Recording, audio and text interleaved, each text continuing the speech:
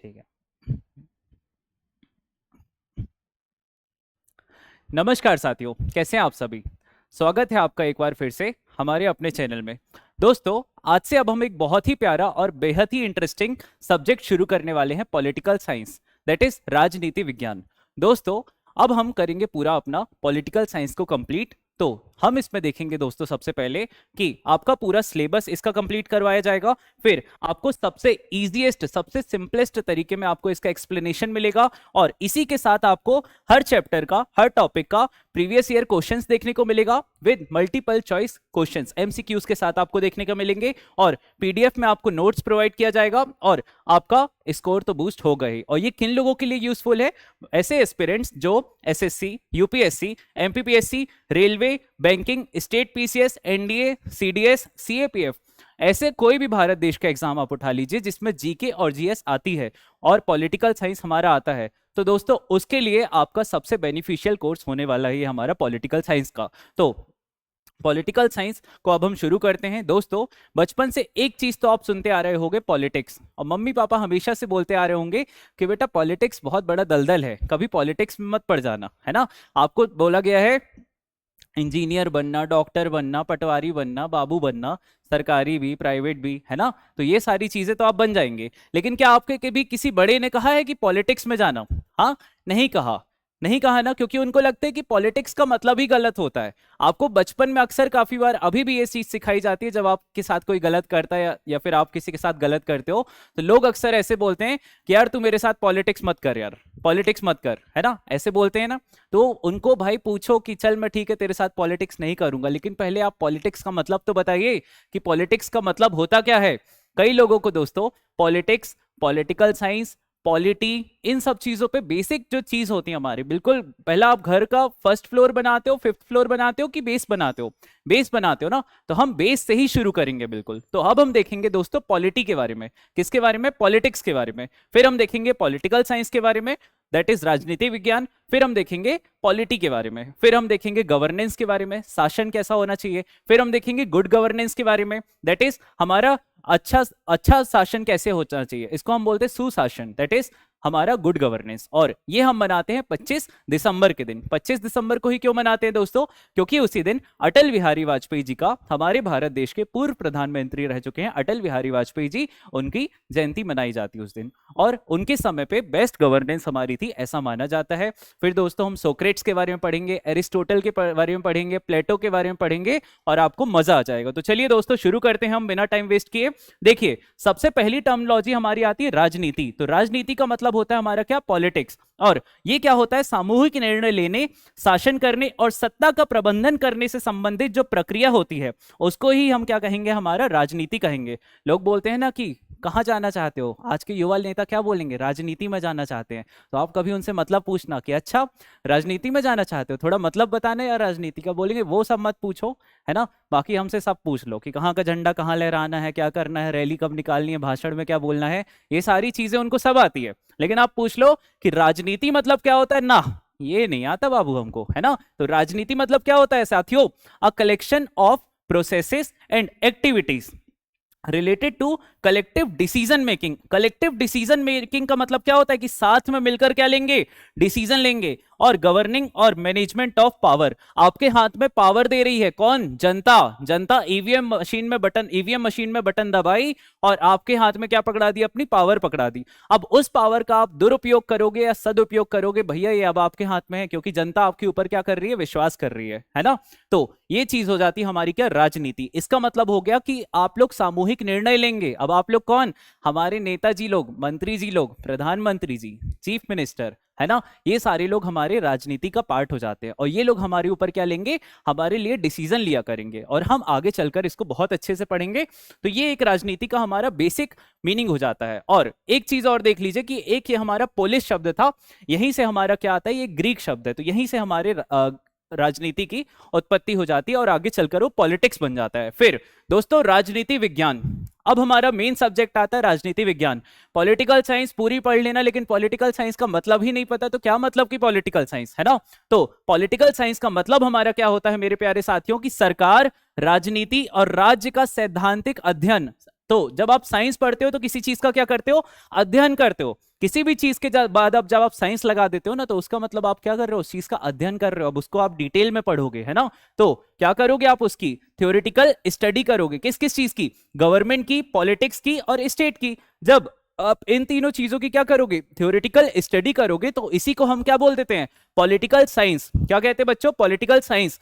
किस किस चीज की, सरकार, फिर राजनीति। और राजनीति अभी हमने क्या पढ़ा था थोड़ी देर पहले, राजनीति मतलब होता है सामूहिक निर्णय लेने, शासन करने और सत्ता का प्रबंधन करने। जब ये तीन चीजें आपके साथ होंगी, है ना, तो ये आपकी क्या हो जाएगा, किस में आ जाएगा, राजनीति। और राजनीति अपने आप किस में आ जाता है, मतलब हमारा किस में आएगा, पॉलिटिकल साइंस में आएगा, राजनीतिक विज्ञान में आएगा। तो बड़ा कौन हुआ, हमारा राजनीति विज्ञान बड़ा हुआ। और राजनीति विज्ञान के अंदर एक छोटा सा टॉपिक आएगा हमारा, कौन, राजनीति। क्लियर हो गया। और हमारी सरकार और हमारे राज्य, राज्य का परिभाषा दोस्तों मैं अभी आपको बताऊंगा।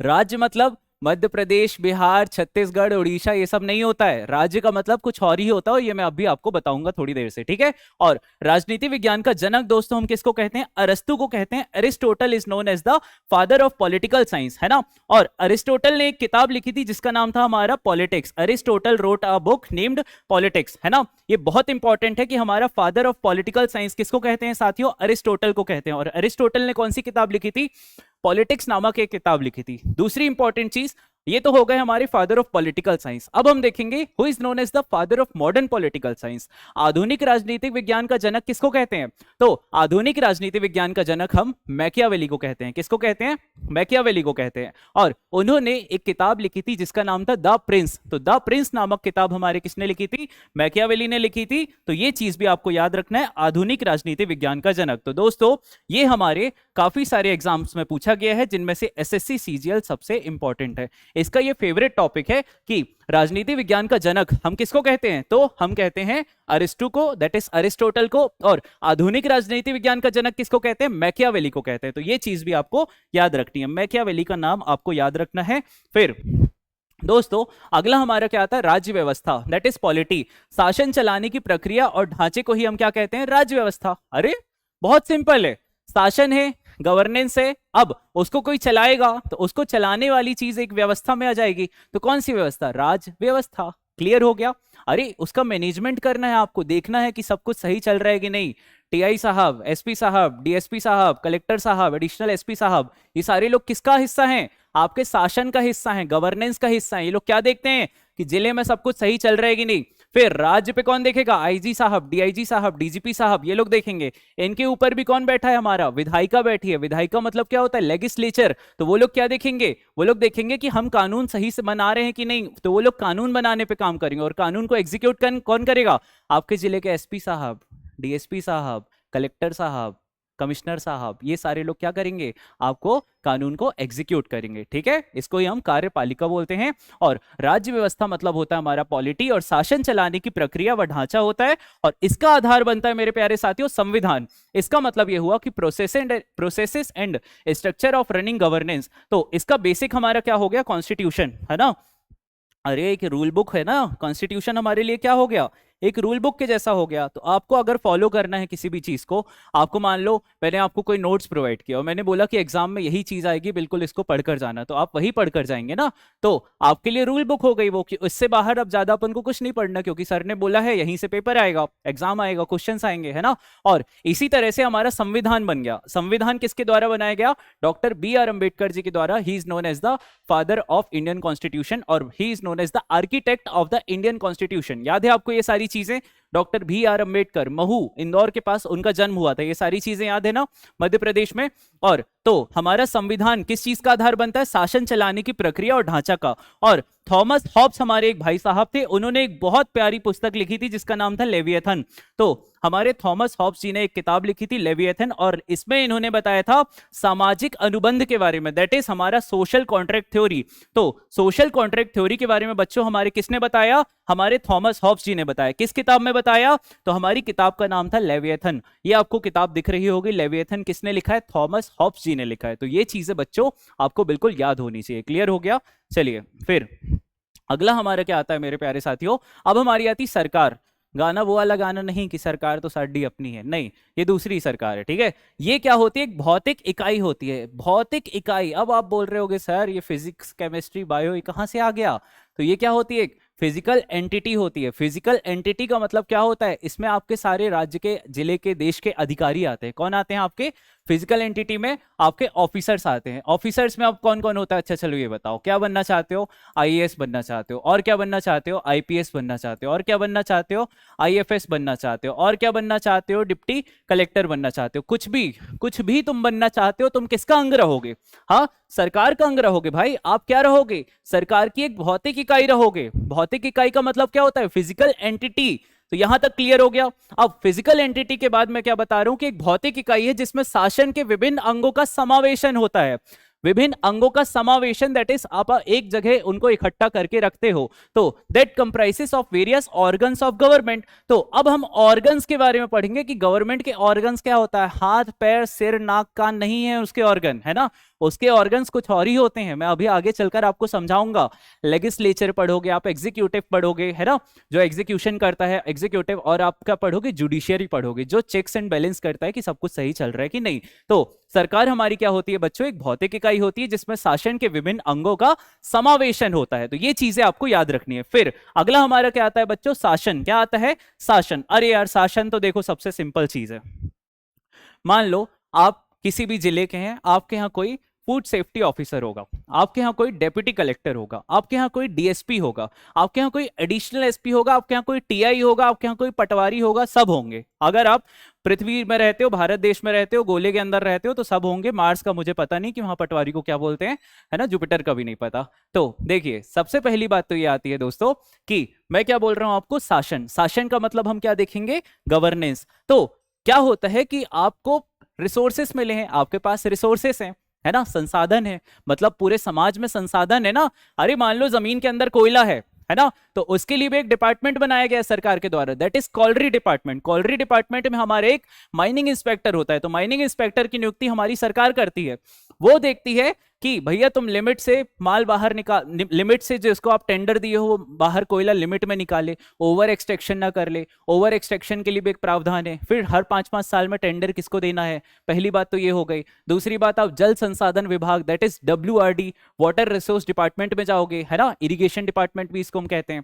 तो इसमें क्या होता है कि आपके पास जो नदियों से, तालाबों से जो पानी होता है वो खेतों तक नहर के तहत जाता है, कैनाल्स के थ्रू जाता है। तो इसका मैनेजमेंट कौन देखेगा? हमारा WRD के अधिकारी लोग देखेंगे, बाबू लोग देखेंगे, कर्मचारी देखेंगे, है ना। फिर अपना आता है PWD, that is public welfare department, है ना। हमारे मध्य प्रदेश के सिंह साहब उसके क्या हैं?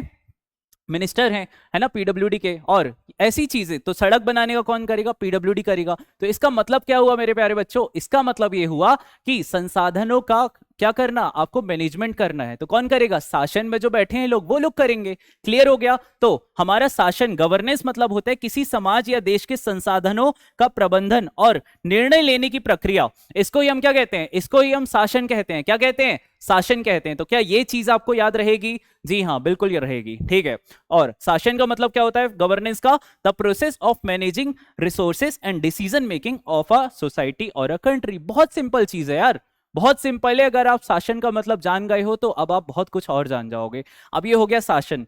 अब ये जो बाबू लोग बैठे हैं, ये लोग तो आप जानते हो बहुत फेमस है हमारे, क्योंकि इन लोगों ने टेबल के नीचे कभी पैसे लिए नहीं है, है ना। अरे कोई भी हो, ई साहब हो गए, SDO साहब हो गए, कोई भी हो गए, है ना। ये बहुत हमारे ट्रांसपेरेंट रहते हैं, बहुत अच्छे ईमानदार रहते हैं, इसीलिए। लेकिन सब नहीं रहते, है ना, कुछ कुछ अच्छे रहते हैं, कुछ कुछ नहीं रहते हैं। तो उनके लिए लोकायुक्त बैठी है स्टेट लेवल पे, और लोकपाल बैठा है हमारे सेंट्रल लेवल पे। खैर ये सब तो बड़ी बातें हैं। हम पॉलिटी में लोकायुक्त और लोकपाल को भी पढ़ेंगे कि लोकायुक्त कहाँ ट्रैप करती है और लोकपाल कहाँ ट्रैप करती है। खैर कोई बात नहीं। अब हम देखेंगे बच्चों सुशासन। मतलब जब शासन अच्छी तरीके से काम करने लगे तो उसको ही हम सुशासन कहेंगे, दैट इज गुड गवर्नेंस। और गुड गवर्नेंस डे हम कब मनाते हैं? 25 दिसंबर को ही हम गुड गवर्नेंस डे मनाते हैं। और किसकी याद में मनाते हैं? अटल बिहारी वाजपेयी जी की, जो कि हमारे भारत देश के पूर्व प्रधानमंत्री रह चुके हैं और अब वो नहीं रहे हैं। ठीक है। तो दोस्तों, एक ऐसा शासन जिसमें आपको क्या दिखाई देती? पारदर्शिता और जवाबदेहिता और संवेदनशीलता और लोकतांत्रिकता जैसे उच्च गुणों का समावेशन होता है, तो उसको हम सुशासन कहते हैं, that is transparency, accountability, responsiveness और डेमोक्रेसी। तो जब इन सारी चीजों का अच्छे से आपको समावेशन दिखाई देता है, जब आपको सरकार लग रहा है कि बहुत अकाउंटेबल है, बहुत जिम्मेदार है, बहुत आपके प्रति अच्छा सोच रही, तो वो कैसी सरकार होगी? गुड गवर्नेंस की सरकार होगी। मतलब अब शासन कैसा चल रहा है? अच्छा चल रहा है। क्लियर हो गया? ठीक है। और 25 दिसंबर को बहुत इंपॉर्टेंट है, कई एग्जाम्स में ये डेट पूछता है, गुड गवर्नेंस डे के तौर पे हम मनाते हैं। देखो दोस्तों, अब हम पढ़ेंगे दर्शन। दर्शन क्या होते हैं? हमारी फिलोसॉफी होती है। तो अब हम दार्शनिक लोगों के बारे में पढ़ेंगे। उनमें से हमारे सबसे पहले आते हैं सोक्रेट्स। सोक्रेट्स की अगर मैं बात करूं दोस्तों आपको, तो सोक्रेट्स को ही हम कहते हैं फादर ऑफ वेस्टर्न फिलोसॉफी, है ना, पश्चिमी दर्शन का जनक। हम किसको कहते हैं? सोक्रेट्स को कहते हैं। सोक्रेट्स के बारे में बहुत आपको लंबा नहीं बताऊंगा, बस एक चीज बताऊंगा कि सोक्रेट्स भाई साहब ने कहा था कि आप अपना बुद्धि चलाइए, आप अपना तर्क, अपना रीजनिंग चलाओ, अपना थोड़ा दिमाग चलाओ, और आप थोड़ा अकाउंटेबल रहो, मतलब खुद के प्रति रहो कि आपको सरकार से कुछ सवाल पूछना है, आपको क्वेश्चंस पूछना है ना। ये हमारा पहली बार बुद्धि किसने दिया हमको? सोक्रेट्स। उसके पहले तो अपन को पता ही नहीं था कि सरकार से क्वेश्चन भी पूछना होता है, क्योंकि हमारे जो राजा जी हैं, प्रधानमंत्री जी हैं, वो हमारे ईश्वर के समान है ना। ऐसा नहीं है, लेकिन आपने ही उनको चुना है, तो आपके पास अधिकार है कि आप उनसे सवाल पूछिए। उनका अकाउंटेबल होना बहुत जरूरी है ना। तो सोक्रेट्स कहाँ के थे? कैसे दार्शनिक थे? यूनानी दार्शनिक थे, है ना, जिन्हें ये हमारे वेस्टर्न फिलोसॉफी है, तो है ना, पश्चिमी दर्शन का हमारा क्या कहा जाता है? जनक कहा जाता है। Socrates was a Greek philosopher known as the father of western philosophy. और उनका मानना था कि ज्ञान से सदाचार आता है। ज्ञान से क्या आता है मेरे प्यारे बच्चों? सदाचार आता है। जबकि अज्ञान से क्या आती है? बुराई आती है। ज्ञान से हमारा सदाचार आता है और अज्ञान से क्या आती है? बुराई आती है। इसका मतलब ये हुआ कि believe that knowledge leads to virtue. Knowledge से क्या आएगा? सदाचार, अच्छी बुद्धि हो जाएगी। और इग्नोरेंस से क्या आएगा? रॉन्ग एक्शंस आएगा। ठीक है। और अगला आता है, वे लोगों को हर बात पर प्रश्न पूछने और अंधविश्वास से बचने की शिक्षा देते थे। कितनी अच्छी बात है। ये इंकरेज करते थे लोगों को कि आप सवाल पूछो यार, क्वेश्चन पूछो, है ना, और किसी पे भी ब्लाइंडली विश्वास मत करो, अंधभक्त मत बनो, है ना। अभी हमारा भारत देश दो तबके में बटा हुआ है, एक अंधभक्त और एक चम्मच से आप खाते हैं, चम्मच, है ना, चमचे। चलिए खैर कोई बात नहीं। तो फिर अगला क्या आता है हमारा बच्चों कि उनका विश्वास था कि तर्क, विचार विमर्श और प्रश्नों के माध्यम से सत्य की खोज की जा सकती है। देखिए कितनी सही बात है कि taught that truth can be discovered through logic, reasoning and discussion. बिल्कुल सही बात है। और उनके अनुसार आदर्श नागरिक बुद्धिमान, नैतिक और उत्तरदायी होना चाहिए। आदर्श नागरिक कैसा होना चाहिए हमारा? बुद्धिमान, नैतिक और उत्तरदायी होना चाहिए। और उन्होंने कोई पुस्तक नहीं लिखी, उनके शिष्य थे प्लेटो, जिनसे हमको उनके बारे में पता चलता है। ये बहुत इंपॉर्टेंट है कि ये ऐसा माना करते थे कि एक आदर्श नागरिक को, दैट इज एक आइडियल सिटीजन को, वाइज होना चाहिए, मॉरल होना चाहिए और रिस्पॉन्सिबल होना चाहिए। और इन्होंने खुद कोई पुस्तक नहीं लिखी थी, उनके आइडियाज जो थे रिकॉर्डेड किए गए थे। उनका शिष्य था जो कि नाम था प्लेटो। और प्लेटो के बारे में मैं अगर आपको बात बताऊं तो प्लेटो ने एक किताब लिखी थी जिसका नाम था प्लेटो ने एक इंस्टीट्यूट खोली थी जिसका नाम था द एकेडमी। तो द एकेडमी नामक इंस्टीट्यूट किसने खोली थी? हमारे प्लेटो ने खोली थी। कहां पर? एथेंस हमें हमारे इनने खोली थी। तो ये देखिए, ये चीज आपको याद रखनी है, ये बहुत इंपॉर्टेंट है। द एकेडमी ने खोली थी जो कि उच्च शिक्षा संस्थान थी, उस समय की सबसे best, one of the best. और इनकी एक किताब की अगर मैं आपसे बात करूं तो द रिपब्लिक नामक किताब इन्होंने ही लिखी है। द रिपब्लिक नामक किताब बहुत इंपॉर्टेंट है, इनके द्वारा लिखी गई है। तो ये हमारे किसके स्टूडेंट थे? सबसे पहली बात तो ये हमारे सोक्रेट्स के स्टूडेंट थे, डिसाइपल थे। और इन्होंने द एकेडमी नामक एक पुस्तक लिखी थी। द एकेडमी नामक एक इंस्टीट्यूट, एक संस्थान खोली थी। कहां पे? एथेंस में, है ना। और ये चीज आपको याद रखना है। और ये क्या थी? हमारी वर्ल्ड की सबसे अर्लीस्ट इंस्टीट्यूशन थी हायर लर्निंग की। ठीक है। और अगला आता है कि इन्होंने एक फेमस पुस्तक लिखी थी जिसका नाम था बच्चों रिपब्लिक, है ना, in which he explain the concept of ideal state, जिसमें उन्होंने आइडियल स्टेट के सिद्धांत के बारे में बताया था। तो ये चीज भी आपको याद रखनी है। क्लियर हो गया बच्चों? फिर अगला हमारा क्या आता है? नेक्स्ट हमारा आता है अरिस्तु। अरिस्टोटल को ही दोस्तों हम क्या कहते हैं? फादर ऑफ पॉलिटिकल साइंस कहते हैं। तो राजनीति विज्ञान का जनक हम किसको कहते हैं? हमारे अरिस्तु को कहते हैं, अरिस्टोटल को कहते हैं। तो अरिस्तु, प्लेटो के क्या थे? हमारे शिष्य थे। तो देखिए हमारा सबसे पहला कौन आता है? सोक्रेट्स। सोक्रेट्स के शिष्य कौन थे? हमारे प्लेटो। और प्लेटो के शिष्य कौन थे? हमारे एरिस्टोटल। और एरिस्टोटल ने कौन सी किताब लिखी थी? द पॉलिटिक्स नामक किताब हमारे एरिस्टोटल ने लिखी थी। और the father of political science, है ना, मतलब राजनीति विज्ञान का जनक किसको कहते थे? एरिस्टोटल को कहते थे। जी हाँ, एरिस्टोटल को कहते थे। कौन सी किताब लिखी थी?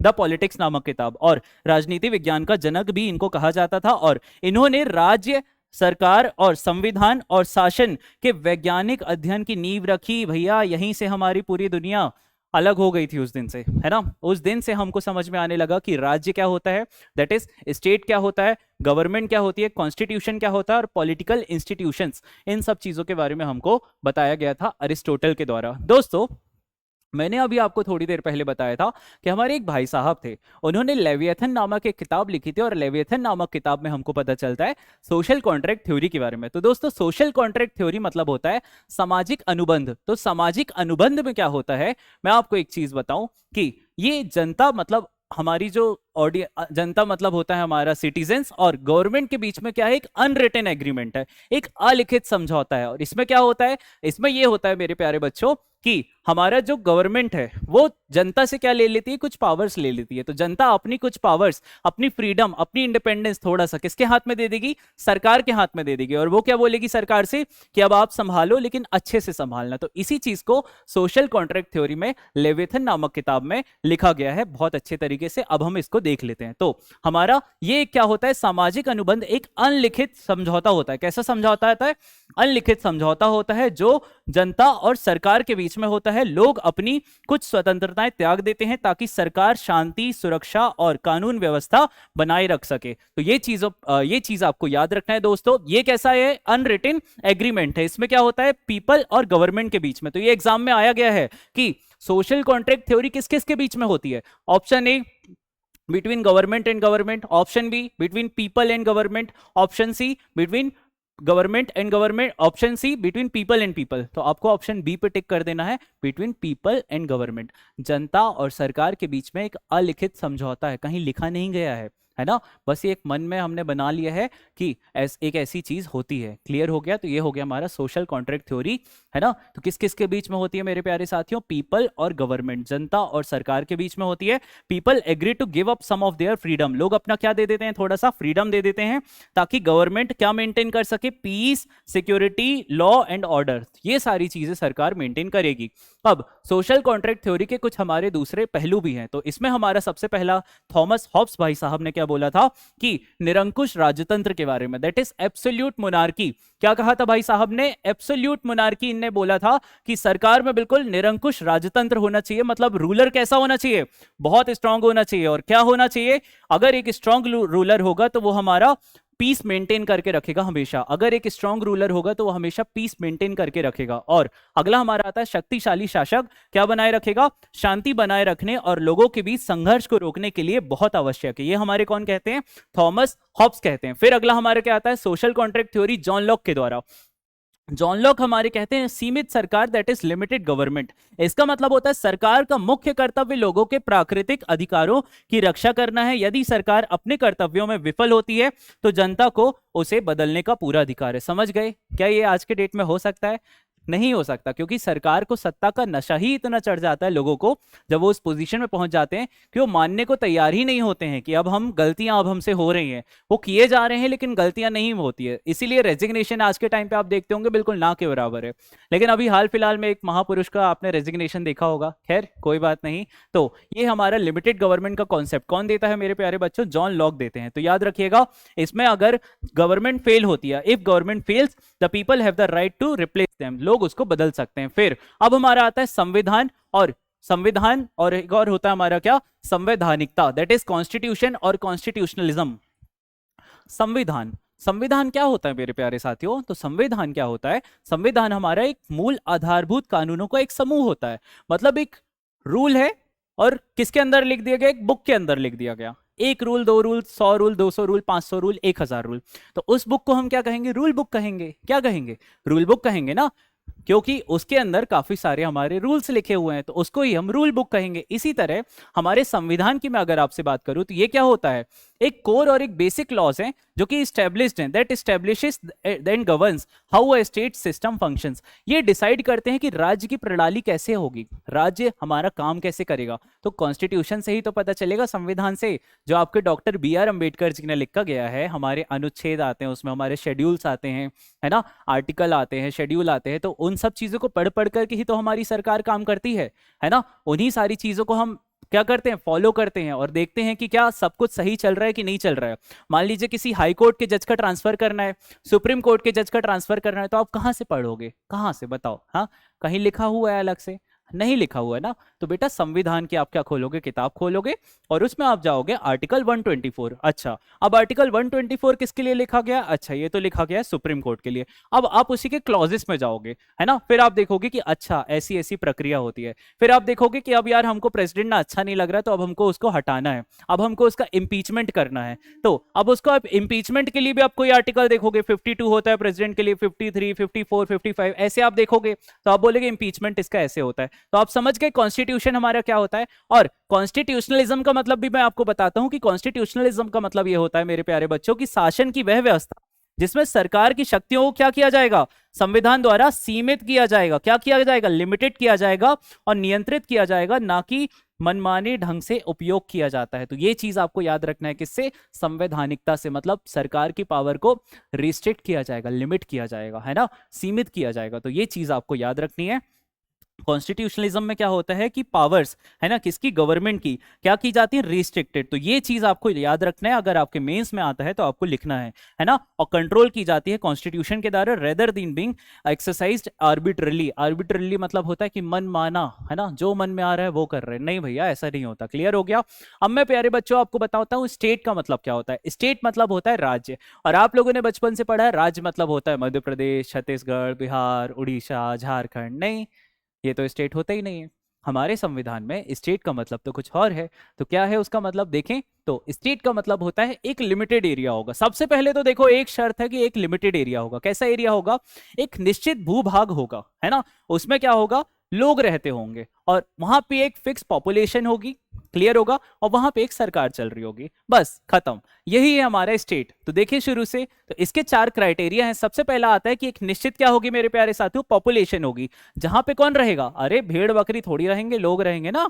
हाँ, भेड़ बकरी भी होंगे, क्योंकि उनका भी एक सेंसस होता है जिसको हम बोलते हैं live stock census. Live stock census किसके लिए होता है, जानवरों के लिए होता है, लेकिन आप लोग तो इंसान हो, है ना। तो आप लोगों के लिए कौन सा सेंसस होगा, अभी चल रहा है ना 2026 में, जनगणना 2026 अभी आपके लिए चल रहा है। फिर बच्चों एक टेरिटरी होगी, मतलब एक निश्चित, एक फिक्स्ड ज्योग्राफिकल एरिया होगा, अरे है ना भारत देश का, है ना। और फिर एक गवर्नमेंट होगी, अरे है ना, किसकी सरकार, एनडीए की सरकार। बीजेपी बीजेपी की मत बोल देना, किसकी सरकार है, एनडीए। एनडीए मतलब क्या होता है, नेशनल डेमोक्रेटिक अलायंस। तो हमारे यहाँ भी एनडीए की सरकार है, दैट इज कोलिशन गवर्नमेंट, मतलब गठबंधन की सरकार है। कौन सी सरकार है, गठबंधन की सरकार है, याद रखिएगा। काफी सारी पार्टियां हैं, उनको मिला दो तो हमारी एनडीए की सरकार बन जाएगी। फिर हमारा सोवरेनिटी, इसका मतलब होता है सुप्रीम पावर, है ना, फ्री फ्रॉम आउटसाइड कंट्रोल, बाहर से कोई आपको कंट्रोल नहीं कर सकता, आप ही सब कुछ हो, याद रखना, है ना।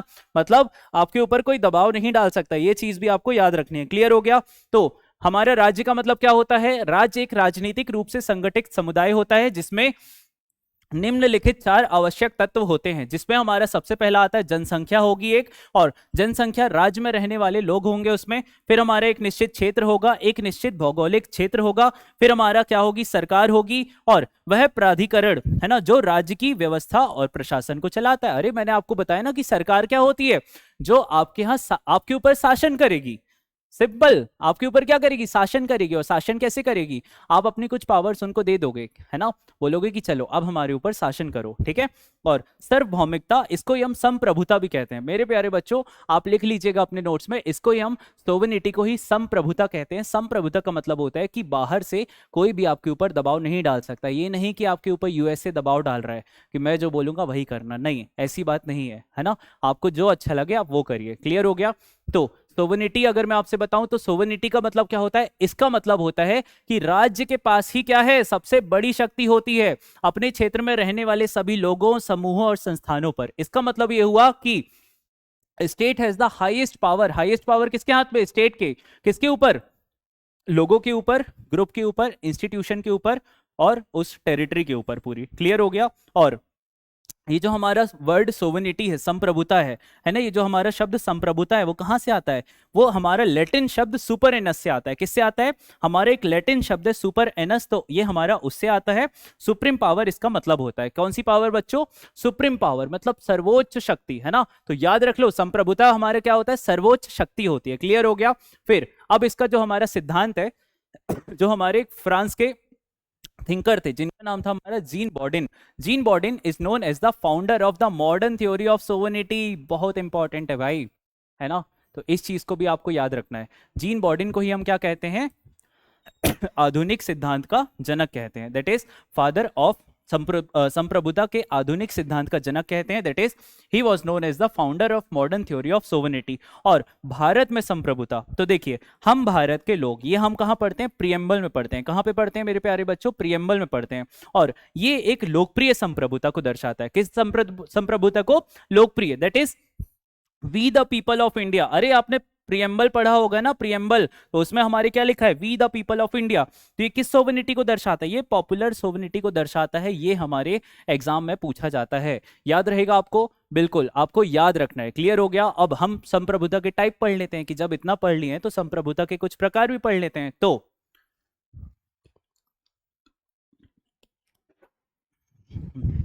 सबसे पहला हमारे क्या आता है?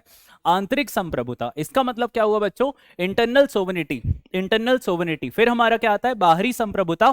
इसका मतलब हुआ एक्सटर्नल सोवर्निटी। फिर नॉमिनल सोवर्निटी। फिर हमारा पॉपुलर, और ये पॉपुलर ही क्या है हमारा? We the people of India. अब भी पढ़ा है ना आपने, हम भारत के लोग। तो अगर ये क्वेश्चन आता है कि we the people of India जो कि प्रियम्बल में लिखा गया है, वो कौन सी सोवर्निटी, वो कौन सी संप्रभुता को दर्शाता है, तो आप क्या बता देंगे कि वो हमारे पॉपुलर सोवर्निटी, दैट इज लोकप्रिय संप्रभुता को दर्शाता है। क्लियर हो गया बच्चों? तो ये चीज आपको याद रखनी है। फिर हमारा आता है एक रियल, और फिर एक आता है लीगल सोवर्निटी। फिर संविधान की आवश्यकता हमको क्या पड़ती है? ऐसी क्या जरूरत आन पड़ी कि आपको संविधान की जरूरत पड़ गई? तो देखिए, सरकार की संरचना तय करने के लिए संविधान की जरूरत हमको पड़ती है। इसका मतलब यह हुआ कि इस्टेब्लिश करता है ये क्या? स्ट्रक्चर ऑफ गवर्नमेंट को, और यह तय करता है कि सरकार कैसे बनेगी। अरे सही बात है ना, सरकार के अंग कौन कौन है? विधायिका, कार्यपालिका और न्यायपालिका। इसका मतलब यह हुआ कि हमारा विधायिका मतलब होता है लेजिस्लेचर, हमारा कार्यपालिका मतलब होता है एग्जीक्यूटिव, और न्यायपालिका मतलब होता है जुडिशरी। तो इन चीजों को कैसे बनाना है, इन चीजों में काम कैसे होगा, तो ये भी तो हमको तय करना है ना? तो इसीलिए हमको संविधान की जरूरत पड़ती है। फिर हर अंग की शक्तियों और कार्यों को स्पष्ट रूप से बताता है। अरे संविधान ही तो है जो बताता है कि जज साहब के लिए कौन सा अनुच्छेद है ना? कलेक्टर साहब के लिए क्या है, और विधायक जी के लिए क्या है, सांसद जी के लिए क्या है ना? तो हमारे विधानमंडल, विधानसभा, विधान परिषद, फिर संसद, that is parliament under article 79, Rajya Sabha article 80, Lok Sabha article 81, council of ministers in centre article 74, फिर हमारा आता है prime minister article 75, president article 52। भैया ऐसे पूरे पॉलिटी है ना? तो ये सारी चीजें हमको कहां से पता चलती है? संविधान से। तो संविधान ही तो बताएगा, क्या करेगा? क्लियरली डिफाइन करेगा पावर और फंक्शन हर एक ऑर्गन का, और ऑर्गन्स कौन है? लेजिस्लेचर, एग्जीक्यूटिव और जुडिशरी। सिंपल। फिर सरकार की शक्ति को क्या करेगा? सीमित करेगा कि भैया अब बस, बहुत अति नहीं करना है ना? आपको क्या नहीं करनी है? तानाशाही नहीं करनी है। तानाशाही मतलब क्या? नहीं, डिक्टेटरशिप आपके अंदर नहीं होना चाहिए, डिक्टेटोरियल नहीं हो जाओ आप, है ना? और शक्ति का प्रयोग कानून की सीमा में ही हो, या फिर ये हमको सुनिश्चित कौन करेगा? हमारा संविधान करेगा। फिर नागरिकों के अधिकार की रक्षा करेगा, जैसे कि कौन से? फंडामेंटल राइट्स, जिसको हम मौलिक अधिकार बोलते हैं, समानता का अधिकार, स्वतंत्रता का अधिकार, है ना? फिर राज्य द्वारा शक्ति के दुरुपयोग से हमारे नागरिकों की रक्षा की जाएगी, है ना? बिल्कुल सही बात है। मिसयूज ना करें लोग हमारे, है ना? Protect citizen from misuse of power by the state. Clear हो गया बच्चों? फिर अच्छे संविधान, जो हमारे जैसे अच्छे संविधान होते हैं, जैसे हमारा भारत देश का संविधान बहुत ही शानदार, बहुत ही प्यारा संविधान है, तो उसकी क्या खासियत होगी? तो उसकी ये खासियत होगी कि वो बिल्कुल स्पष्ट होगा और सरल होगा। मतलब भाषा कैसी है हमारे संविधान की? बहुत स्पष्ट है मेरे भाई, और बहुत आसान है ना? और जिसको आप बहुत आसानी से समझ सको, और नागरिकों और अधिकारियों के बीच में क्या? भ्रम नहीं होना चाहिए। बिल्कुल सही बात है। देखो, आपके बीच में और कलेक्टर साहब के बीच में कोई भ्रम नहीं होना चाहिए। कलेक्टर साहब को पता होना चाहिए कि that he is your servant. इसीलिए हम बोलते हैं कलेक्टर साहब को, आईपीएस साहब को क्या? Civil servant. वो लोग क्या हैं? सिविल सर्वेंट है। सिविल कौन? जनता। तो उनके सर्वेंट कौन है? हमारे ये अधिकारी हैं। तो याद रहिएगा आपको ये चीज, ठीक है? The language should be clear and easy to understand, ये चीज आपको याद रखनी है। और अगला हमारा क्या आता है? इसमें लचीलापन होना चाहिए, मतलब संशोधन की क्षमता होनी चाहिए। बिल्कुल सही बात है ना? बदलते समय के अनुसार बदलाव होना बहुत जरूरी है। अरे मान लो 1947 में देश आजाद हुआ, ठीक है, हुआ। 1947 में क्या साइबर सिक्योरिटी थी? अरे किसी का मोबाइल हैक होता था? अरे खाने का पैसा नहीं था, पानी पीने के लिए नहीं था, मर रहे थे लोग, फेमाइन आ गया था, अकाल पड़ा था। कहाँ का मोबाइल, कहाँ का जियो, कहाँ का इंस्टाग्राम, कहाँ का स्नैपचैट, कहाँ के लड़कियां फिल्टर लगाती होंगी? नहीं लगाती होंगी ना भाई। जब ये सारी चीजें थी ही नहीं तो मोबाइल हैक भी नहीं होगा। लेकिन अभी चल रहा है 2026, बिना फिल्टर के, बिना स्नैपचैट के कोई रह नहीं रहा है, बिना इंस्टाग्राम की रील देखे रात को नींद नहीं आती है। तो अब ऐसे में आपका क्या है, फोन पे है, आपके फोन में आपके में गूगल पे है, आपके में पेटीएम है, वो हैक होने का डर है। आपका इंस्टाग्राम अकाउंट है तो वो भी हैक हो सकता है। तो उसके लिए अब आपको किस चीज की जरूरत पड़ेगी, साइबर सिक्योरिटी की जरूरत पड़ेगी। तो अगर आपका संविधान फ्लेक्सिबल होगा, लचीला होगा, तो क्या आप उसमें अमेंडमेंट नहीं कर सकते हो, क्या आप उसमें संशोधन नहीं कर सकते हो? बिल्कुल कर सकते हो। लेकिन अब संविधान कठोर है और उसने बोला कि 1947 में मैंने जो नियम बना दिए, अब उसके अलावा कुछ नहीं होगा, भले ही दुनिया खत्म हो जाए लेकिन यही रहेगा। तो क्या ये सही बात है? नहीं मेरे प्यारे साथियों, बिल्कुल गलत बात है ना। तो सही बात क्या है कि आप में लचीलापन होना चाहिए। लचीलापन मतलब फ्लेक्सिबिलिटी होनी चाहिए, है ना कि बहुत कठोर होना चाहिए, ना बहुत आसानी से संशोधित किया जा सके, है ना। एक मिक्सचर होना चाहिए। इसीलिए हमारे देश का संविधान, आप आगे चलकर पढ़ोगे कि बैलेंस्ड है, ना तो बहुत फ्लेक्सिबल है ना तो बहुत कठोर है ना, ना इधर रिजिड नॉर फ्लेक्सिबल। क्लियर हो गया।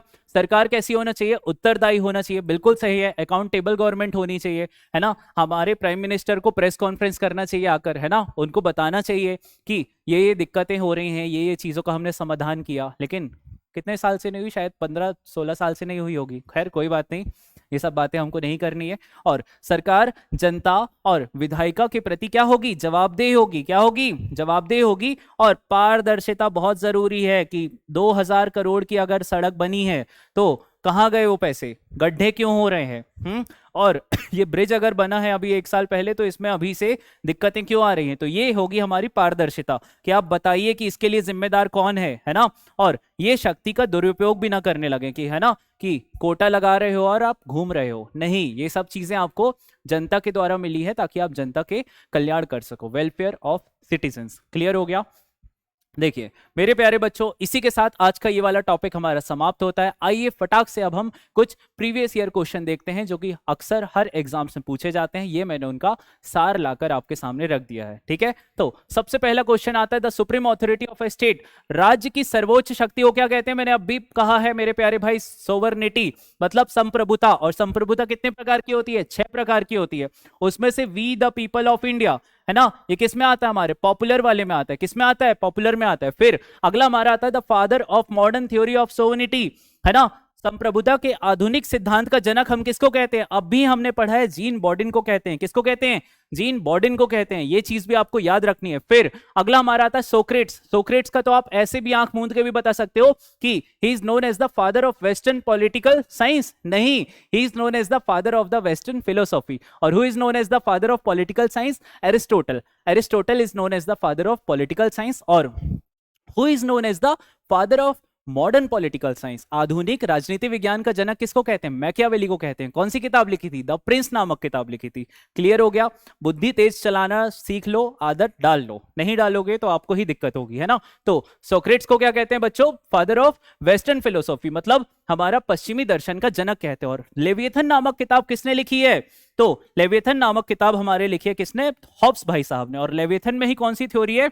Social contract theory. Social contract theory हमारी किसमें है? लेविएथन नामक किताब है में है। और हमारे सोशल कॉन्ट्रैक्ट थ्योरी किस किस के बीच में होती है? जनता और सरकार के बीच में होता है। कैसा होता है? रिटन होता है कि अनरिटन होता है? अनरिटन होता है, अलिखित समझौता होता है। क्लियर हो गया। और अगला हमारा आता है सोशल कॉन्ट्रैक्ट थ्योरी। किसके बारे में बताती है? ओरिजिन ऑफ स्टेट के बारे में बताती है। इकोनॉमी नहीं पढ़ा, इलेक्शन नहीं पढ़ा, रिलीजन नहीं पढ़ा, तो क्या पढ़ा हमने? राज्य की उत्पत्ति के बारे में बताती है ना। और इनमें से सोवर्निटी का प्रकार कौन नहीं है? संप्रभुता का प्रकार। हमने इंटरनल पढ़ा था, है। हमने पॉपुलर पढ़ा था, है। और इसी में हमको प्रियम्बल का we the people of India देखने को मिल जाता है। लीगल पढ़ा है, हाँ पढ़ा है। फिर हमने इकोनॉमिक पढ़ा है, नहीं, ये तो हमने कहीं नहीं पढ़ा, है ना। तो आपको ऐसे क्वेश्चंस को एलिमिनेट करना है। फिर बच्चों इसी के साथ हमारा आज का ये वाला सेशन समाप्त होता है। ये थी हमारी पॉलिटिकल साइंस की पहली किताब, पहली क्लास। आपको पॉलिटिकल साइंस की क्लासेस अब बैक टू बैक देखने को मिलेंगी लगातार। और हम पॉलिटिकल साइंस को ऐसे कवर करेंगे जैसे आपने आज तक ना कभी किसी क्लास में पढ़ा हो, ना कभी किसी किताब में पढ़ा होगा। इतने शानदार तरीके से पूरा कहानी के जैसे पढ़ लेंगे। और मैं फिर से बोल रहा हूं कि आपका कोई भी एग्जाम हो, भारत देश का, है ना। ये नहीं कि आप चाइना चले गए, रशिया चले गए, फ्रांस चले गए, भारत देश का एग्जाम होना चाहिए, इसलिए हम इसको बोलते हैं इंडियन पॉलिटी। तो इंडियन पॉलिटी में हम इतना शानदार तरीके से पूरा अपना पकड़ बना लेंगे कि आप कभी नहीं बोलोगे। तो इसके लिए आप जुड़े रहिए, और इसके साथ ही आज का सेशन हम समाप्त करते हैं। थैंक यू सो मच दोस्तों, जय हिंद, जय भारत।